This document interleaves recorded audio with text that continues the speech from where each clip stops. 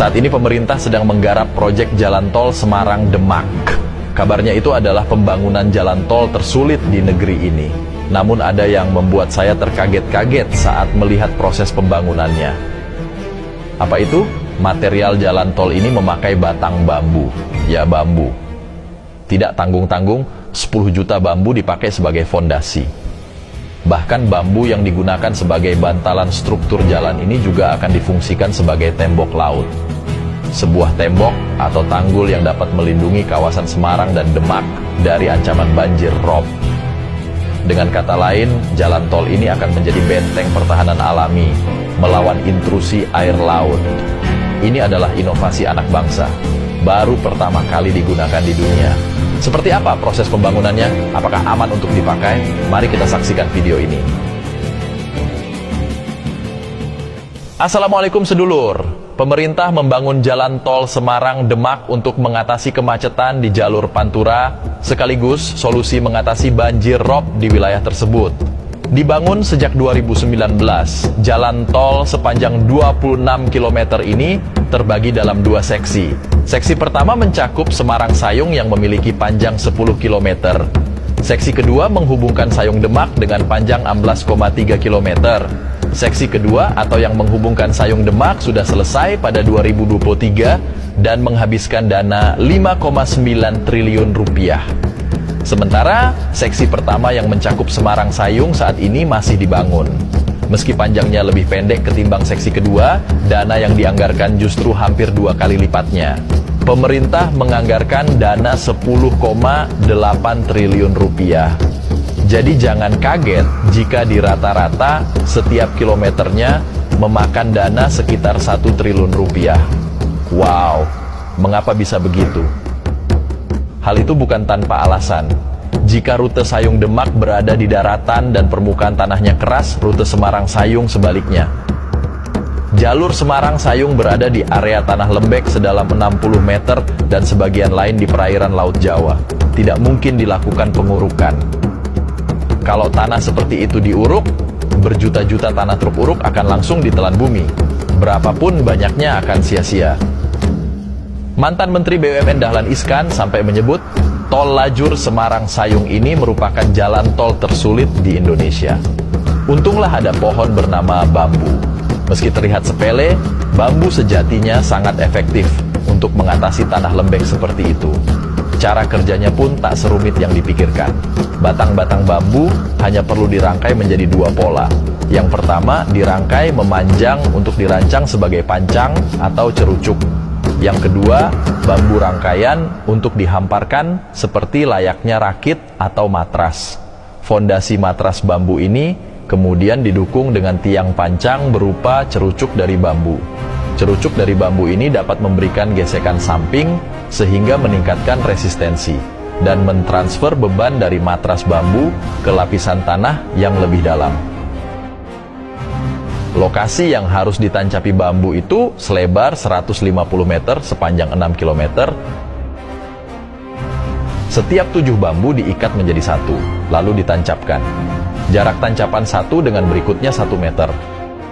Harap dicatat ya lur, matras bambu ini tidak mengambang atau mengapung di permukaan laut.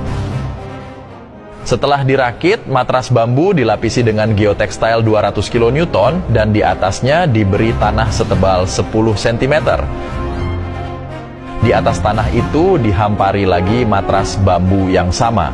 Lalu ditutup lapisan geotekstil dan tanah lagi setebal 10 cm. Lalu dihampari matras bambu lagi, tanah lagi, rakit lagi, tanah lagi, sampai 17 lapis. Jadi matras bambu ini akan turun ke dasar setelah ditimbun. Walhasil bambu yang dibutuhkan sangat banyak. Diperkirakan untuk menyelesaikan fondasi jalan tol Semarang-Sayung diperlukan sekitar 10 juta bambu. Bukan itu saja, bambu yang dipakai juga harus memenuhi syarat yakni berumur 3 tahun, panjang 10 meter, dan diameter 10 cm. Untungnya bambu tak mudah punah dan mempunyai pertumbuhan sangat cepat. Bambu bisa tumbuh 3-10 cm per harinya. Jadi pemerintah tidak perlu mengkhawatirkan ketersediaan 10 juta bambu untuk proyek jalan tol ini. Siapakah pencetus ide brilian ini? Pencetusnya ternyata adalah seorang insinyur anak bangsa tamatan ITB bernama Andi Kurnia Kartawirya.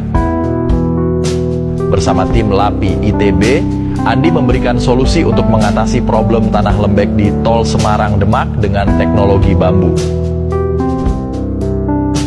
Teknologi fondasi bambu ini juga merupakan tema disertasi Andi untuk mengambil gelar doktornya di Malaysia.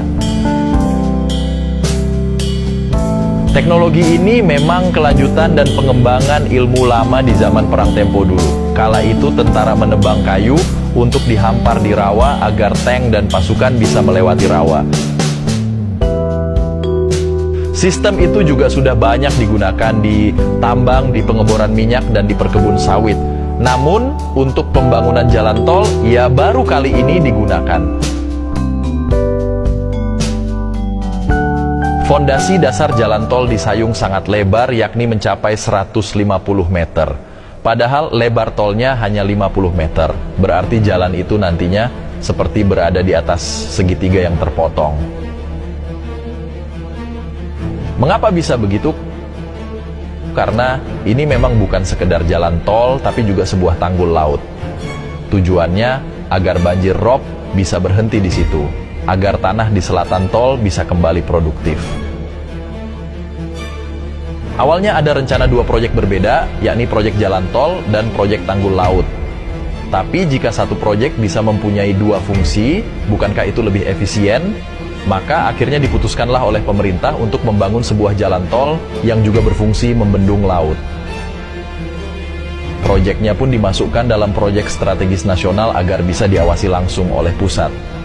Pada Februari 2023, pengerjaan Seksi 2 selesai dan pembukaannya diresmikan langsung oleh Presiden Joko Widodo. Mengucap Bismillahirrahmanirrahim, pada siang hari ini saya resmikan jalan tol Semarang Demak, Seksi Sayung Demak.